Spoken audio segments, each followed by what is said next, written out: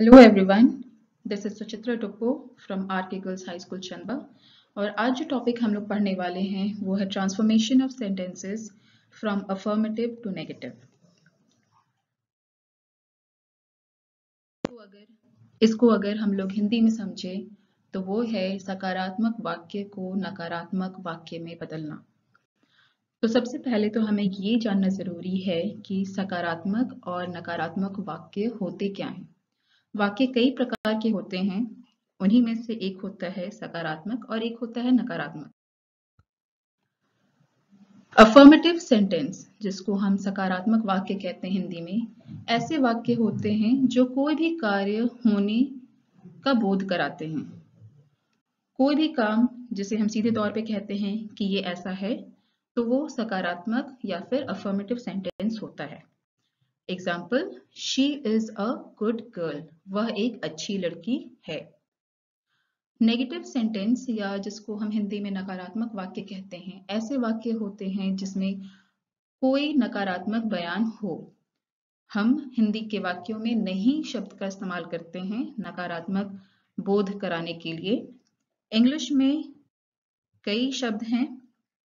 यहाँ पर एक एग्जाम्पल है, she is not a bad girl. तो नॉट जो है वो एक नकारात्मक बोध कराने वाला शब्द है। ऊपर की जो वाक्य सकारात्मक वाक्य में जो हमने एग्जाम्पल उदाहरण देखा, she is a good girl, इसी को जब हमने नकारात्मक में लिखा, नकारात्मक वाक्य बनाया जब इसका, तो नॉट का इस्तेमाल करना पड़ा ताकि वो नेगेटिव वर्ड हम लोग दिखा सकें। इंग्लिश के वाक्यों में कई शब्द हैं जिनको हम नेगेटिव वर्ड्स कहते हैं, जो नहीं शब्द का बोध कराते हैं। इंग्लिश में वाक्य यहाँ पर शब्द दिए गए हैं, जैसे no, not, never, nothing, neither, nor, nobody, none, no one.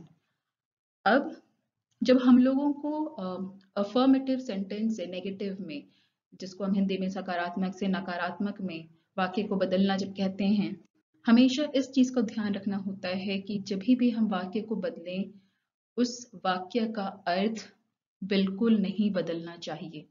हमें ये हमेशा याद रखना है कि उस वाक्य का अर्थ नहीं बदलेगा जब भी हम सकारात्मक से नकारात्मक में बदलेंगे या फिर नकारात्मक से सकारात्मक में बदलेंगे। कई नियम होते हैं, इसके कई नियम होते हैं। हम लोग आज कुछ ही नियम देख पाएंगे।